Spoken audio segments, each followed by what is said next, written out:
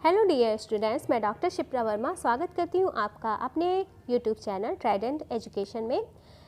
Video का thumbnail देखकर आप लोग जान गए होंगे कि आज मैं विश्व का भूगोल का पहला पार्ट पढ़ाने जा रही हूँ, क्योंकि बहुत से स्टूडेंट्स की मैसेज आए थे मेरे पास। उन्होंने कहा था कि जीआईसी लेक्चरर में जो सामान्य अध्ययन का पोर्शन है उसे भी मैं तैयार करवा दूँ, क्योंकि उसमें 30 क्वेश्चन सामान्य अध्ययन से संबंधित होंगे, जिसके अंतर्गत आपको भारत का भूगोल, विश्व का भूगोल, भारतीय इतिहास का 3 भाग है, ठीक है, प्राचीन इतिहास, मध्यकालीन इतिहास और आधुनिक इतिहास, इसके अतिरिक्त विज्ञान और करंट अफेयर्स।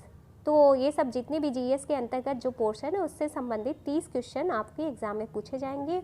आप लोग जानते हैं कि सीट बहुत कम है, तो इसलिए आपको मेहनत भी तगड़ी करनी होगी। तो मैं सामान्य अध्ययन के सेक्शन से भी आपकी तैयारी करवा दूंगी। तो इसी क्रम में आज पहला वीडियो है सामान्य अध्ययन का, विश्व का भूगोल, और ये इसका पार्ट 1 है। इसके अंतर्गत मैं आपको क्वेश्चन का प्रैक्टिस करवाऊंगी, जो कि अत्यंत महत्वपूर्ण प्रश्न होंगे, ठीक है। और ये अध्यायवार होगा, यानी चैप्टर वाइज मैं आपका रिवीजन करवाऊंगी। और आप लोग ध्यान से सुनिए, क्योंकि ये रिवीजन वीडियो है, तो मैं जो मेन चीज़ होगा उसको एक्सप्लेन कर दूंगी, फैक्ट्स होंगे उसको एक्सप्लेन कर दूंगी। और ये वीडियो आपके UP PSC RO ARO exam जो कि 2021 में प्रस्तावित है और अगस्त में होने वाला है, इसके अतिरिक्त यूपी पीसीएस, स्टेट पीसीएस, जितने भी एग्ज़ाम होते हैं स्टेट पीसीएस के और यूपी ट्रिपल एससी के, उसके लिए भी ये वीडियो अत्यंत महत्वपूर्ण है। तो अंत तक देखिएगा वीडियो, कमेंट करके जरूर से बताइएगा आपको ये वीडियो कैसा लग रहा है, और लाइक शेयर कर दीजिएगा वीडियो को, और चैनल पर नया है तो प्लीज़ सब्सक्राइब द वीडियो। तो चलिए शुरू करते हैं आज का वीडियो, विश्व का भूगोल। पहला क्वेश्चन है आपके सामने, महाविस्फोट सिद्धांत संबंधित है। आपके ऑप्शन है, ऑप्शन ए महाद्वीपीय विस्थापन से, ब्रह्मांड की उत्पत्ति से, ऑप्शन सी हिमालय की उत्पत्ति से, और ऑप्शन डी ज्वालामुखियों के विस्फोट से। महाविस्फोट सिद्धांत किससे संबंधित है? पहला चैप्टर आपका विश्व के भूगोल में ब्रह्मांड है, तो उसका जो अत्यंत महत्वपूर्ण, देखिए ये महाविस्फोट सिद्धांत किससे संबंधित है आपको बताना है। तो इस क्वेश्चन का राइट आंसर हो जाएगा ऑप्शन बी। देखिए महाविस्फोट सिद्धांत ब्रह्मांड की उत्पत्ति से संबंधित है। ऑप्शन बी ब्रह्मांड की उत्पत्ति है, तो ब्रह्मांड की उत्पत्ति से संबंधित है महाविस्फोट सिद्धांत। और आकाश गंगा तथा सौर मंडल की उत्पत्ति से संबंधित है। ये ब्रह्मांड की उत्पत्ति से संबंधित है, जिसके अंतर्गत आकाश गंगा तथा सौर मंडल की उत्पत्ति रिलेटेड है, ठीक है। इस सिद्धांत का प्रतिपादन जॉर्ज लेमेंतेयर ने 1894 में किया था, और बाद में रॉबर्ट बोगनर ने ईयर 1967 में इस सिद्धांत की व्याख्या प्रस्तुत की थी। यह अवस्था जब संपूर्ण ब्रह्मांड एक गर्म एवं सघन बिंदु पर आज से 15 अरब वर्ष पूर्व केंद्रित था। अत्यधिक संकेंद्रण के कारण बिंदु में आकस्मिक महाविस्फोट हुआ, जिसे ब्रह्मांड विस्फोट या बिग बैंग की उपमा भी दी गई है। तो ये फैक्ट्स आपके लिए मोस्ट इम्पॉर्टेंट है, इसलिए मैंने इसे डिस्कस किया। चलिए देखते हैं नेक्स्ट क्वेश्चन है आपके सामने, आकाश गंगा यानी मिल्की वे वर्गीकृत की गई है। आपके ऑप्शन ए सर्पिलाकार गैलेक्सी के रूप में, ऑप्शन बी विद्युत गैलेक्सी के रूप में, ऑप्शन सी अनियमित गैलेक्सी के रूप में, और ऑप्शन डी गोलाकार गैलेक्सी के रूप में। आपको बताना है कि आकाश गंगा किसके अंतर्गत वर्गीकृत की गई है। तो इस क्वेश्चन का राइट आंसर है ऑप्शन ए। देखिए आकाश गंगा को सर्पिलाकार गैलेक्सी के रूप में वर्गीकृत किया गया है, और जॉर्ज लेमेंतेयर द्वारा प्रतिपादित महाविस्फोट सिद्धांत के अनुसार 15 अरब वर्ष पूर्व संपूर्ण ब्रह्मांडीय पदार्थ अत्यंत सघन बिंदु के रूप में था, जिसमें विस्फोट के पश्चात ब्रह्मांडीय पदार्थ चारों ओर फैल गया। यह पदार्थ ही विभिन्न गैलेक्सी के रूप में हमें दिखाई देता है, और गैलेक्सियों के अनंत समूह का सम्मिलित रूप ही ब्रह्मांड है। इस ब्रह्मांड में अनुमानतः 1000 अरब गैलेक्सी हैं, और प्रत्येक गैलेक्सी में अनुमानतः 100 अरब तारे हैं। हमारी गैलेक्सी, जिसमें हमारा सौर मंडल स्थित है, को मंदाकिनी या आकाश गंगा या दुख मेखला यानी मिल्की वे कहते हैं। और गैलेक्सी अनेक प्रकार आकार की होती है जो हमें दिखाई देती है। कुछ गैलेक्सी अंडाकार होती हैं, कुछ सर्पिलाकार होती हैं, और कुछ अनियमित आकार की होती हैं। तो इसके अंतर्गत हमारी जो आकाश गंगा है, जो मिल्की वे है, वो सर्पिलाकार गैलेक्सी के रूप में हमें दिखाई देती है। चलिए देखते हैं नेक्स्ट क्वेश्चन। क्वेश्चन है हमारे सामने, हमारे आकाशगंगा में के केंद्र की परिक्रमा करने में सूर्य को समय लगता है। आपके ऑप्शन ए 2.5 करोड़ वर्ष, ऑप्शन बी 10 करोड़ वर्ष, ऑप्शन सी 25 करोड़ वर्ष, ऑप्शन डी 50 करोड़ वर्ष यानी 50 करोड़ वर्ष। हमारी आकाशगंगा के केंद्र की परिक्रमा करने में सूर्य को कितना समय लगता है, आपको ये बताना है। तो इस क्वेश्चन का राइट आंसर है ऑप्शन सी, यानी हमारी आकाशगंगा के केंद्र की परिक्रमा करने में सूर्य को टोटल 25 करोड़ वर्ष समय लगता है। ठीक है, क्योंकि सूर्य हमारी गैलेक्सी यानी आकाशगंगा के 100 अरब तारों में से एक है और गैलेक्सी में स्थित प्रत्येक तारा इसके केंद्र की परिक्रमा करता है। केंद्र के निकट के तारों को केंद्र से दूर के तारों की अपेक्षा परिक्रमा करने में कम समय लगता है। चूँकि जो सूर्य है वो गैलेक्सी के केंद्र से अपेक्षाकृत दूर है, इसलिए इसे टोटल 25 करोड़ वर्ष समय लगता है हमारे आकाशगंगा के केंद्र की परिक्रमा करने में। परिक्रमा की यह अवधि ब्रह्मांड वर्ष यानी कॉस्मिक ईयर कहलाती है। ठीक है, चलिए देखते हैं नेक्स्ट क्वेश्चन। क्वेश्चन है आपके सामने, तारे का रंग सूचक है। आपके ऑप्शन है, ऑप्शन ए सूर्य से दूरी का, ऑप्शन बी उसकी ज्योति का, ऑप्शन सी उससे पृथ्वी से दूरी का और ऑप्शन डी उसके ताप का। आपको बताना है कि तारे का रंग क्या सूचक है। तो इसका राइट आंसर है ऑप्शन डी, यानी तारे का जो रंग है वो उसके ताप का सूचक है। तारों का रंग उनके ताप का सूचक होता है और विभिन्न रंगों के तारों का ताप उसका मतलब जो तारे का रंग है यानी जो विभिन्न रंग होते हैं वो उनके ताप के हिसाब से उनके रंग को निर्धारित करते हैं। ठीक है, जिसमें नीला, नीला श्वेत, श्वेत, श्वेत पीत, पीत, नारंगी या लाल रंग के भी तारे हमें दिखाई देते हैं, तो वो उनके ताप का सूचक होते हैं। ठीक है, चलिए देखते हैं नेक्स्ट क्वेश्चन। क्वेश्चन है, वह सीमा जिसके बाहर तारे आंतरिक मृत्यु से ग्रसित होते हैं क्या कहलाती है। आपके ऑप्शन है, ऑप्शन ए चंद्रशेखर सीमा, ऑप्शन बी एडिंगटन सीमा, ऑप्शन सी हायल सीमा, ऑप्शन डी फॉलर सीमा। आपको बताना है कि वह सीमा जिसके बाहर तारे आंतरिक मृत्यु से ग्रसित होते हैं वो क्या कहलाती है।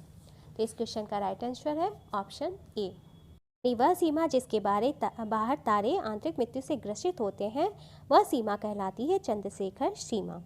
और ये जो है ये तारों के जन्म तथा मृत्यु के वैज्ञानिक प्रकल्पना पे आधारित है और इसका जो नाम रखा गया है चंद्रशेखर सीमा रखा गया है। ठीक है, चलिए देखते हैं नेक्स्ट क्वेश्चन।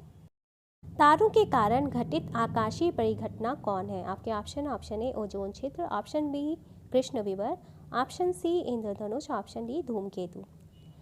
तो तारों के कारण घटित आकाशीय परिघटना कहलाती है ऑप्शन बी कृष्ण विवर। देखिए, जो तारे होते हैं वो नोवा या सुपरनोवा विस्फोट के पश्चात अपने आकार के अनुरूप मृत्यु की 3 दशाओं कृष्ण वामन यानी ब्लैक ड्वार्फ, न्यूट्रॉन स्टार या कृष्ण विवर यानी ब्लैक होल में से कोई भी एक रूप प्राप्त करता है। तो तारे के कारण घटित आकाशीय परिघटना का एक रूप है कृष्ण विवर। चलिए देखते हैं नेक्स्ट क्वेश्चन है, कृष्ण छिद्र सिद्धांत को किसने प्रतिपादित किया था। आपके ऑप्शन है, option A C V Raman ने, option B H J Bhabha ने, ऑप्शन सी एस चंद्रशेखर ने, ऑप्शन डी हरगोविंद खुराना ने।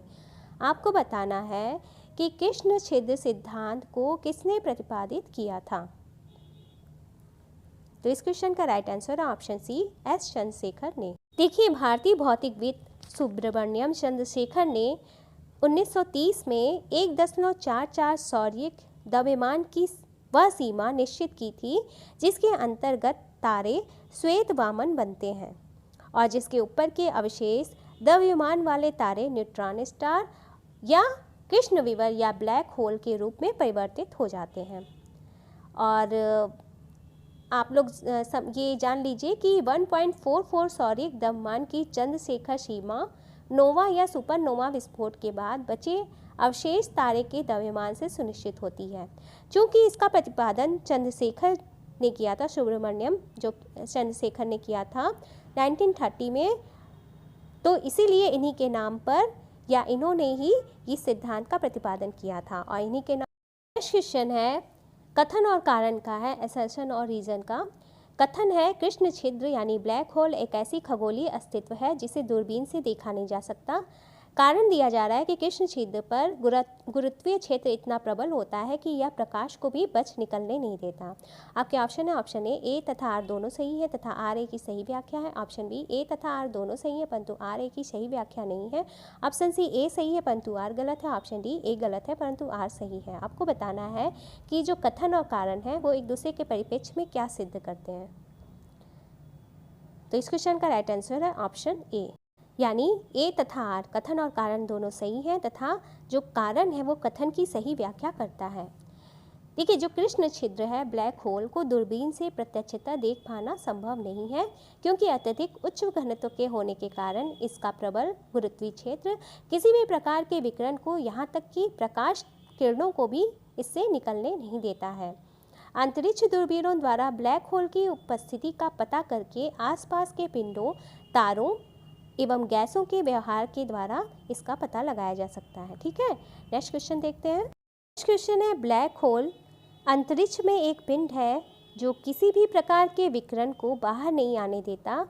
इस गुण का क्या कारण है? ऑप्शन ए बहुत छोटा आकार, ऑप्शन बी बहुत बड़ा आकार, ऑप्शन सी बहुत उच्च घनत्व और ऑप्शन डी बहुत अल्प घनत्व। आपसे पूछा जा रहा है ब्लैक होल जो कि अंतरिक्ष में एक पिंड है वो किसी भी प्रकार के विकिरण को बाहर नहीं आने देता, इस गुण का क्या कारण है? तो इस गुण का कारण है इसका बहुत उच्च घनत्व, यानी ऑप्शन सी। इस क्वेश्चन का राइट आंसर है ऑप्शन सी।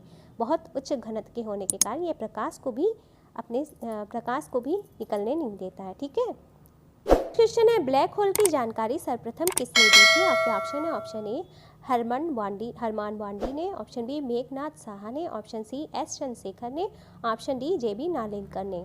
आपको बताना है ब्लैक होल की जानकारी सर्वप्रथम किसने दी थी? तो इस क्वेश्चन का राइट आंसर है ऑप्शन सी एस चंद्रशेखर। देखिए, ब्लैक होल एक ऐसा खगोलीय क्षेत्र है जिसका गुरुत्वाकर्षण क्षेत्र इतना ज़्यादा शक्तिशाली होता है कि वह प्रकाश सहित कुछ भी इसके खिंचाव से बच नहीं सकता।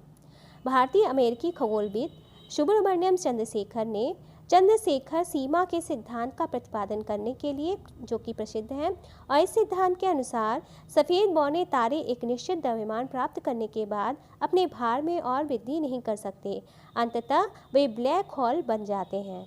उन्होंने बताया कि जिन तारों का द्रव्यमान सूर्य के द्रव्यमान से 1.44 गुना अधिक हो जाता है वे अंततः सिकुड़कर बहुत भारी हो जाते हैं, और इस योगदान के लिए इन्हें 1983 में भौतिकी के नोबेल पुरस्कार से भी सम्मानित किया गया था। तो ये था इस क्वेश्चन से रिलेटेड इंपॉर्टेंट फैक्ट्स। चलिए देखते हैं नेक्स्ट क्वेश्चन। हमारे अंतरिक्ष में कुल कितने तारामंडल हैं? Option A 87, option B 88, option C 89 और ऑप्शन डी 90। हमारे अंतरिक्ष में कितने तारामंडल हैं? तो इस क्वेश्चन का राइट आंसर हो जाएगा ऑप्शन बी 88। हमारे अंतरिक्ष में कुल 88 तारामंडल हैं, और इंटरनेशनल एस्ट्रोनॉमिकल यूनियन के अनुसार आकाश में कुल 88 तारामंडल हैं, जिनमें से अधिकांश को दक्षिणी गोलार्ध से ही देखा जा सकता है, और सभी तारामंडलों को देखने के लिए कम से कम 1 वर्ष का समय चाहिए। वर्ष के प्रत्येक माह में कोई न कोई तारामंडल अवश्य दिखाई देता है। चलिए देखते हैं नेक्स्ट क्वेश्चन। क्वेश्चन है आपके सामने, निम्नलिखित में से कौन सी खगोलीय वस्तु नहीं है? आपको बताना है कि निम्नलिखित में से कौन सी खगोलीय वस्तु नहीं है। Option A pulsar, option B भंगुर तारा, ऑप्शन सी कृष्ण मास्टर, ऑप्शन डी क्वासर। आपको बताना है कि इनमें से कौन सी खगोलीय वस्तु नहीं है। तो इस क्वेश्चन का राइट आंसर है ऑप्शन सी। देखिए, कृष्ण मास्टर नहीं बल्कि कृष्ण विवर या ब्लैक होल खगोलीय वस्तु है। क्वासर एक तारावत स्रोत है जो 4 से 10 अरब प्रकाश वर्ष की दूरी पर स्थित है। ये प्रकाश उत्सर्जित करते हैं और इनमें आने वाली रेडियो तरंगों से इनकी जानकारी प्राप्त की जाती है। इस प्रकार पल्सर एक खगोलीय पिंड है जो स्पंदन के रूप में नियमित अंतराल पर रेडियो तरंगें उत्सर्जित करता है। तो पल्सर, भंगुर तारा, क्वासर खगोलीय वस्तु है। कृष्ण मास्टर किसी प्रकार की कोई खगोलीय वस्तु नहीं है। अब आपको बताना है कि निम्नलिखित में से कौन अंतरिक्ष में नहीं पाया जाता। आपके option A pulsar, option B brittle star, option C black hole और ऑप्शन डी क्वासर। आपको बताना है कि इनमें से कौन अंतरिक्ष में नहीं पाया जाता है। तो इस क्वेश्चन का राइट आंसर है ऑप्शन बी ब्रिटल स्टार अंतरिक्ष में नहीं पाया जाता है। पल्सर, क्वासर और ब्लैक होल अंतरिक्ष में पाए जाते हैं, जबकि ब्रिटल स्टार का संबंध एनिमेलिया जगत या इकानोडर्मेटा संघ तथा ओफिरोइडिया वर्ग से है, जो कि समुद्री जीव सी स्टार के समान है। चलिए देखते हैं नेक्स्ट क्वेश्चन। क्वेश्चन है आपके सामने, एक निश्चित आकृति में व्यवस्थित ताराओं का समूह क्या कहलाता है? आपके ऑप्शन ए आकाशगंगा, ऑप्शन बी नक्षत्र, ऑप्शन सी एंड्रोमीडा, ऑप्शन डी सौरमंडल। एक निश्चित आकृति में व्यवस्थित ताराओं का समूह कहलाता है ऑप्शन बी नक्षत्र। देखिए, खगोल शास्त्र में आकाश में दिखने वाले कुछ लगभग बराबर चमकीले तारों का ऐसा समूह जो हमें एक निश्चित आकृति में व्यवस्थित रूप से प्रतीत होता है, उसे तारामंडल अथवा नक्षत्र कहा जाता है। ठीक है, चलिए देखते हैं नेक्स्ट क्वेश्चन है, हबल अंतरिक्ष टेलीस्कोप ने पहली बार एक दूरस्थ तारे की सतह की छाया भेजी है। तारे का नाम क्या है? Option A Virgo, option B 70 virgins, option C Betelgeuse और ऑप्शन डी बिग डियर।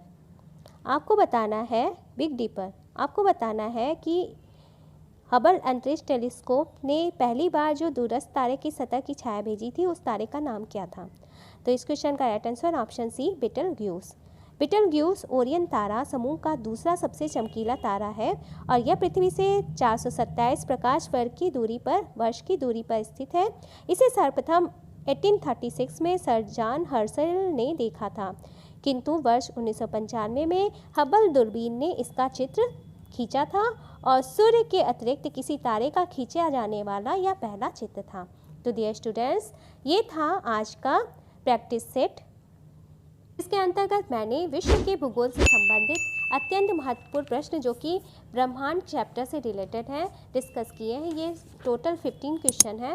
इस वीडियो पे अगर पॉजिटिव रिस्पांस मिलता है तो मैं आगे और अधिक क्वेश्चन को हर प्रैक्टिस सेट में शामिल करूंगी, जिससे कि आपका जीआईसी लेक्चरर एग्ज़ाम से पहले ही सामान्य अध्ययन का पोर्शन कवर हो जाए। और आपको ये सेशन कैसा लग रहा है? अगर पसंद आ रहा है तो प्लीज़ इसे लाइक ज़रूर से करिएगा। इसे हर ग्रुप में शेयर कर दीजिएगा, व्हाट्सएप ग्रुप में, टेलीग्राम ग्रुप में और या फेसबुक ग्रुप में, क्योंकि ये सामान्य अध्ययन से रिलेटेड वीडियो है तो ये सभी स्टूडेंट्स के लिए देखना यूज़फुल रहेगा, चाहे वो यूपी ट्रिपल एससी की तैयारी कर रहे हो, चाहे वो एसएससी रेलवे की तैयारी कर रहे हैं, एनटीपीसी और ग्रुप डी की तैयारी कर रहे हैं, या फिर यूपी ट्रिपल एससी की तैयारी कर रहे हैं, तो उन सभी में ये शेयर कर दीजिए। इस प्रकार से ये वीडियो या प्रैक्टिस सेट सभी स्टूडेंट्स के लिए बहुत ही यूज़फुल है, क्योंकि जीएस से रिलेटेड क्वेश्चन आपके लगभग हर एग्ज़ाम में पूछे जाते हैं। साथ ही साथ ये UP PSC RO ARO exam के लिए जो कि जून में प्रस्तावित है, उसके लिए भी अत्यंत महत्वपूर्ण है। अगर इस पर अच्छा रिस्पांस मिला तो मैं आगे से जो प्रैक्टिस सेट जीएस की यानी सामान्य अध्ययन के आपको शेयर करूँगी, उनमें अधिक से अधिक क्वेश्चन को मैं शामिल करूँगी, ताकि आपका कम से कम समय में अधिक से अधिक स्मार्ट स्टडी हो सके। तो इसी के साथ आपसे विदा लेती हूँ। चैनल पर नया है तो प्लीज़ सब्सक्राइब द चैनल और कमेंट करके मुझे ज़रूर से अपना सुझाव दीजिएगा कि आपको ये प्रैक्टिस सेट कैसा लगा, और लाइक कर दीजिएगा, शेयर कर दीजिएगा, बिकॉज शेयरिंग इज़ केयरिंग। इसी के साथ आपसे आज्ञा लेती हूँ। Bye, take care.